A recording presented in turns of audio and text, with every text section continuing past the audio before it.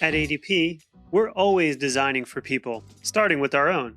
Life at ADP podcast will give you a look into our associates' stories, our culture, and our company.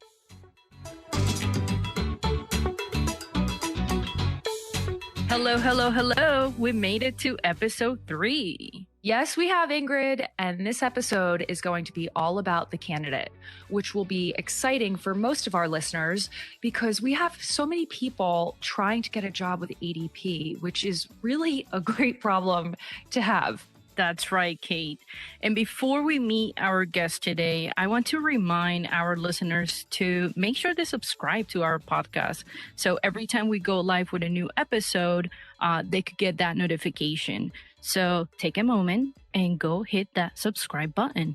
Yes, great call to action, Ingrid. Thank you so much for the reminder. Everyone, go subscribe to our podcast, please. So we have a lot of ground to cover today. So let's jump right in and meet our special guest. Joining us from New Jersey, like myself, is our Senior Talent Acquisition Business Partner for Tech, Dave Demchik. Welcome, Dave. Thank you, Ingrid and Kate, for having me. It's a pleasure to be here. And it's such a pleasure to have you here. So, Dave, we have worked together since I support tech recruitment marketing, and you are a business partner for the tech side. But why don't you introduce yourself to our audience? When you joined ADP, what brought you here, all of those sorts of things. Yeah, absolutely. So my history is I've been recruiting for about 5.5 years, and I primarily recruit on the technical side of things. I heard great things about ADP and their technical team from a few folks that I've worked with in the past.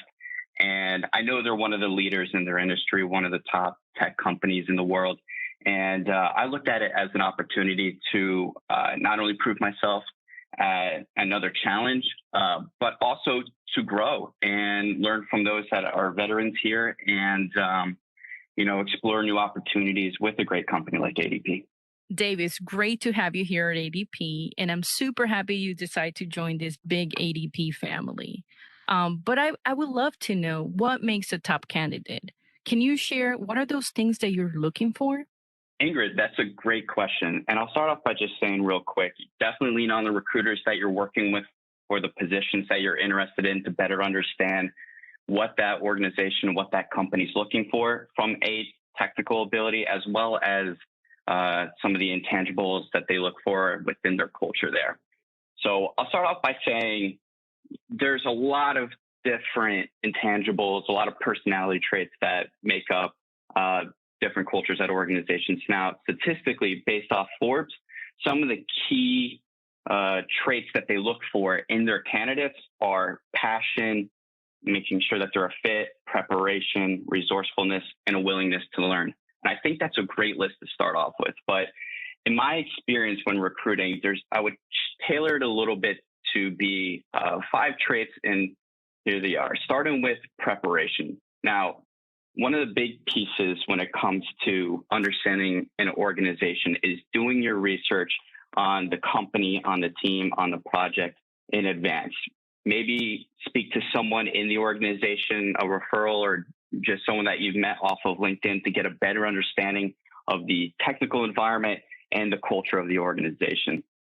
Research emerging technologies, new ideas, anything that can help with the business challenges that you hear of from the recruiter, from the team, whoever you might have spoke with, and bring those ideas to the table come interview day. Next, I would definitely say is an important factor is attention to detail. So this starts from the very beginning with the creation of the resume. Make sure to have relevant points and information listed. Keep the formatting tight and have everything well positioned. This oftentimes is your first impression with a recruiter or an employer or a hiring manager. And on average, according to Indeed.com, a recruiter will only spend about 7 seconds looking at a resume, while a hiring manager will spend no more than 15 seconds looking at the same resume. So that's not a lot of time to make an impression. Make sure they're spending that time looking at information that will make them go, based off what I see, they might be a fit. Let's bring them in. Oftentimes, you will have the opportunity to tailor your resume right after a conversation with a recruiter. Make sure to bring that up with them after you learn more about the position and the team, saying, hey, if you don't mind, let me go back tonight. Let me add some material that I've worked on that's more in direct line with what your business challenges are. So that way the hiring manager can see that right from the beginning in terms of what I worked on. You know, Dave, that's a really great reminder that you just brought up is tweaking your resume and tailoring it to the job at hand. I think sometimes people feel like my resume is my resume is my resume. This is who I am, and kind of fitting it all in a box, right? But you could be talking to a recruiter and have kind of a light bulb moment of, oh, yeah, in my past life, I actually was doing XYZ, and that pertains to this role. So let me add that on into this version of my resume. And it might even be relevant to title your resume, you know, first name, last name, company you're applying for. You know, I've heard of some candidates even getting that granular with almost their filing, right? So they can have all of their resumes organized. So great reminder. And, you know, previously I was in recruiting as well. And a question that I was always being asked by friends and family in the network is, how long should my resume be? So what would be your answer to that? Yeah, that's a great question. It's definitely a topic that comes up a lot. I've definitely seen resumes of varying sizes, and the typical rule of thumb here is it's one resume page for every 10 years of experience, but it can vary. For example, in IT, typically I see on average one page for every 3 to 4 years of experience. But make sure to keep in mind, you want to keep your resume factual to your actual experience. Most first round interviews will be an exploratory conversation based off what the hiring manager sees on your resume, and you should be able to speak on everything that is written. A well-polished resume can give a great first impression that, if hired, you would be effective at providing project updates and or reports if needed. So a well-tailored resume and a well-formatted resume can really go the distance. So Dave, that's interesting that you mentioned well-polished and well-formatted, because I've heard of a lot of rumblings about how sometimes people make their resume too fancy. Maybe it's in a PDF format. Maybe they created it in InDesign. And when it comes to uploading their resume into the applicant tracking system, which we call an ATS, all of their data and information gets kind of jumbled, for lack of a better word. How do you recommend people format their resume? Do you recommend just a really neat and tidy Word document? What do you look for?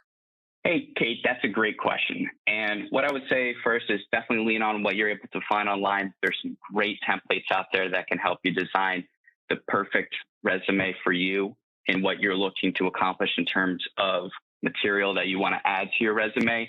But just make sure it's something that at the end of the day, you're proud of, and it reads exactly to what your experience is, and it has all the key points that you want to relay within that short period of time that somebody would be taking a look at your resume. That's great, Dave. And that makes total sense. Thank you so much. And I have no doubt that our listeners right now are probably like, okay, good to know.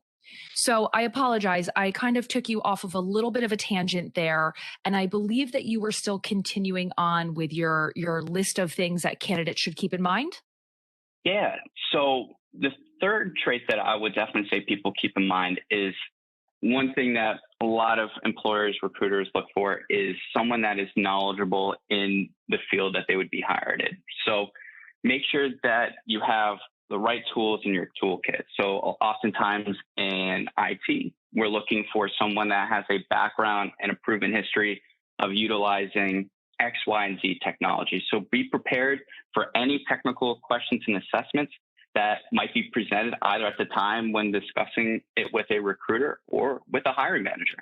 So another key trait to have that a lot of hiring managers, a lot of employers are looking for are problem-solving skills. This can be the most commonly challenged trait by hiring managers. They want to better understand how a candidate thinks and their method to overcoming a challenge.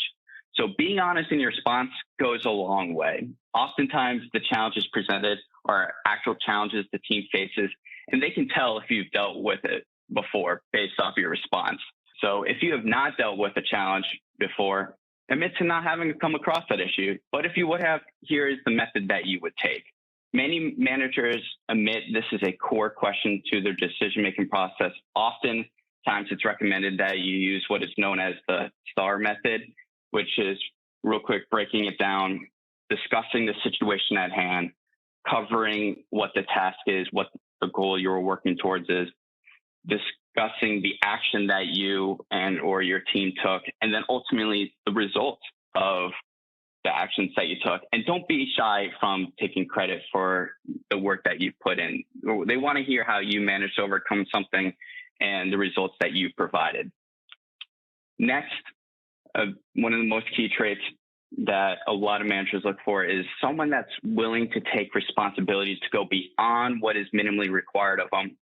So balancing multiple projects, balancing a book of diverse clientele, picking up and recommending new technologies that the team can utilize to be more effective are all great examples of ways to go above and beyond and showing a personal interest in their job and team. This is more important after being hired versus during the interview phase, but you can still express this trait during an interview by talking about your ability to balance a full-time job with any extracurriculars that you might have that would be relevant to the career. So volunteering at boot camps, volunteering at meetups, those such things, opportunities to show that you go beyond just the regular 9 to 5, highlight some of the other essential traits that the manager might be looking for. Now, most important of all, of course, is be you. So hiring managers want to hire you, employers want to hire you, and value you as an individual and what you can bring to their culture. And again, the common thread here is being your authentic self, which is something that we talked about in our previous episodes. And for us, it's super important at what we do with what we do every day at Employer Brand. So super, super important. Thank you for that, Dave. And bringing your whole self to work is one of our EVP pillars for ADP. So for those of you who don't know, EVP stands for Employer Value Proposition, which is what we as an employer promise you as an associate that you will receive when you are here at ADP. So really great stuff. And Dave, if you don't mind, would you like to share some tips for remote and in-person interviewing? Absolutely. I would definitely say both in today's day and age are very important, and people do need to be prepared for both the remote option of an interview as well as the in-person. So when it comes to remote, there's typically two types, phone and video. And video has become widely more popular compared to phone. It's almost at the point where it's replacing in-person interviews. So when it comes to the video interviews, make sure to have some of these on your checklist. Test the video format before you use it. Make sure whichever format that you're using has successfully downloaded to your desktop. Volume on, camera looks good, and make sure there's nothing distracting in the backdrop and you're in a quiet place. Treat it like it is an in-person interview. Make sure to dress appropriately, make, what would be considered eye contact, smile, show confidence within your presence. These are oftentimes, simple things that can often be overlooked, but still make sure you have all your ducks in a row and you have all these checked off and you're ready to conduct that video interview. When it comes to phone interviews, a lot of similar pieces when it comes to video, right? Making sure that you're in a quiet place and volume is on, but of course, make sure your phone is charged. Oftentimes you would be surprised how many interviews I've heard of where it's cut short because of phone losing battery in the middle of the interview.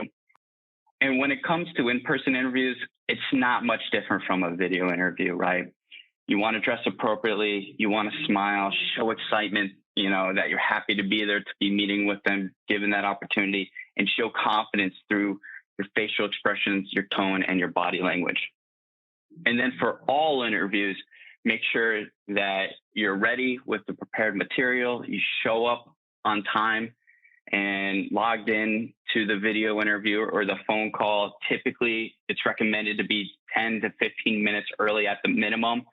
Plan for distractions if you're traveling. Plan for traffic by allocating additional time in your route. And if you keep all that in mind, that's a great start to the interview. Really great point, Steve. Kind of eye-opening for myself when you compared logging into a call, virtual interview early, the same as allotting for travel time to get to a physical interview.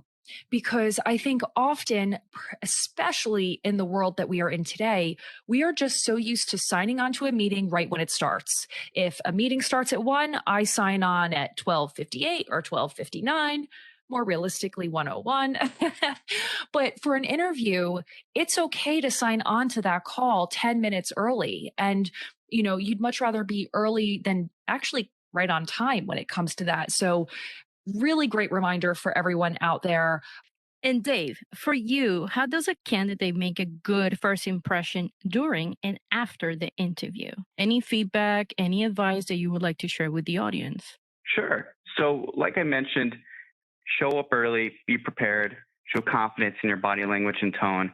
And during the interview, definitely make sure to ask questions and show interest in the position. And at the end of the interview, I highly recommend asking for the job. So, for example, you can say, I've really enjoyed learning about X, Y, and Z. I'd be enthusiastic if given the opportunity to solve those challenges with you and your team.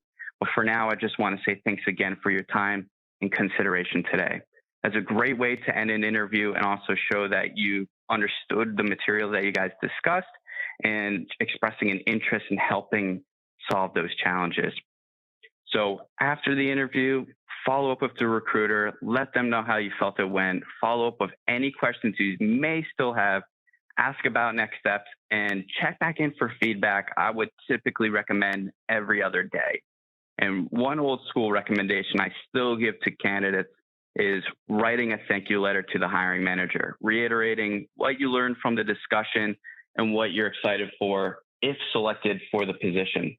For some managers, it means little, but to others, going the extra mile and getting your name out there will keep you in mind for further consideration. It goes back to the intangibles, right? The willingness to go beyond what is minimally required of you. I love that advice. It's a really, really good one, and it reminds me when I interview for my current role.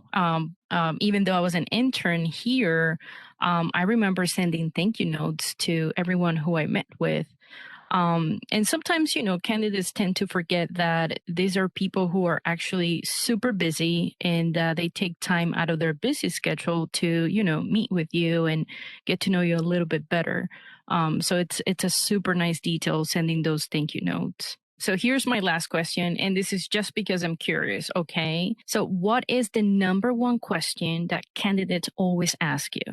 Ingrid, that's a great question. And I'll start off by saying that every candidate that I've spoke to always has important pieces to them that they want to discuss. But I would definitely say one of the most common questions that I get is what the culture is like within the company and the team.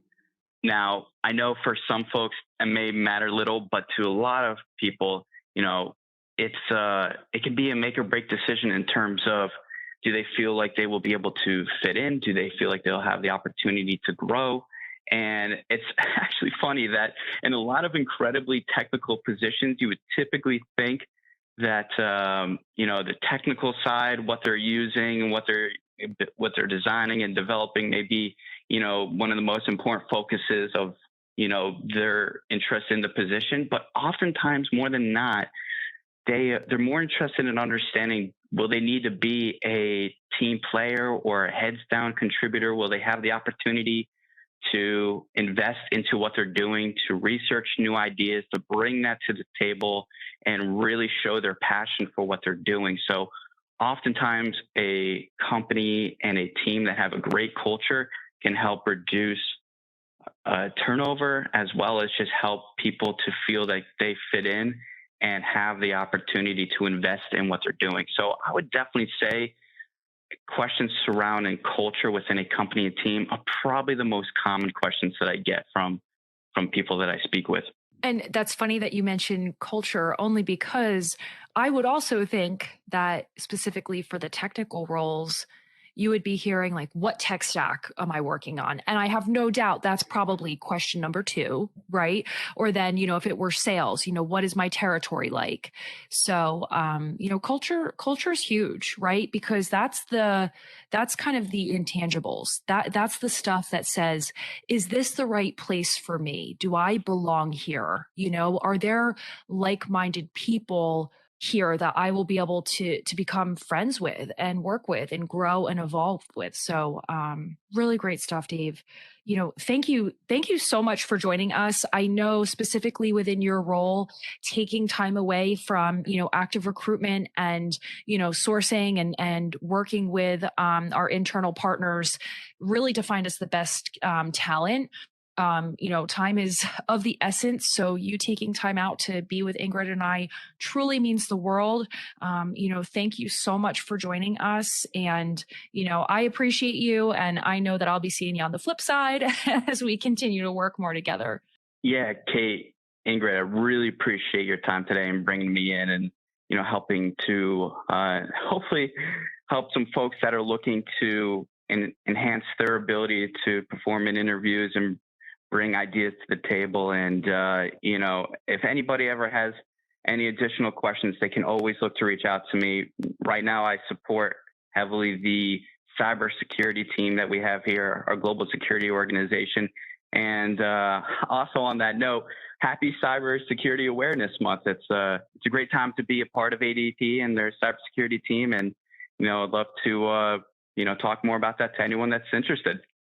And so to that point, Dave, do you mind sharing your LinkedIn handle? So if anyone here is interested in connecting, they know where to find you? Yeah, Kate, if you're looking to connect with me on LinkedIn, you can find me at linkedin.com/in/DDEMCHIK. Awesome. That is great. And just to confirm, DD as in Dave, not Barbara, for anyone who's listening. Well, Dave, thank you so much for joining us. Can't wait to work with you more. And we really appreciate you. Thank you, Dave. Yeah, thank you both for your time. And it's been fun. It's been great to be here. Totally. I'm excited for all the future candidates who get to work with Dave. I mean, he is such a nice guy, and you could tell he's super passionate about what he does. Finding the right people for the right role. It's super amazing. You're absolutely right, Ingrid. We are so lucky that he chose ADP for sure. And we are at the part of the program where we typically share what we're proud of. But before we do that, do you want to give a little teaser into our next episode? Sure thing. So next month, we are going to be sitting down with one of our veterans and talk about their life, transitioning from the military to civilian life. And I'm super excited because I personally know this veteran, and this person is super amazing. And I know this episode is definitely going to be touching the heartstrings of many. Ooh, Ingrid, I can't wait. And one of the best parts of this podcast, even for myself, is meeting new associates. And I feel like we've had a really nice volley of folks, of people that I've introduced to you and vice versa. So I'm really excited to meet our new guest and learn more about her experience. So proud moments. Ingrid, I have a feeling ours is probably the same, because this week you and I were awarded a rather large award internally for our podcast, which is really cool. And one of the highlights for that was not only winning that with you, because we're such good friends at work and outside of work, but was also hearing all the feedback from the talent acquisition team. Max had mentioned that when he was at Grace Hopper, people were buzzing about our podcast, and people were literally pinging him and saying like, hey, I heard about this podcast, want to learn more about ADP. And that was just so fulfilling for me. And I'm just happy to be here doing this with you, because I know we have such a passion for ADP and why we're here. So that, I think, is our joint proud moment. Can we agree on that? Absolutely. Yeah, you read my mind. I mean, it's great to do something that we're doing together. We're having fun, but also tell the stories of the amazing associates at ADP, right? Because again, what makes our culture so amazing. And so getting this feedback, it's something to definitely be proud. I totally agree. Well, thank you for listening. We hope that you enjoyed this episode of Life at ADP, the podcast, and learning more about candidate life. And we look forward to you listening to us next month. And make sure that you hit the subscribe button so you get notified when our next episode drops. Stay tuned. This is Kate. And this is Ingrid. And we are part of Life at ADP, the podcast.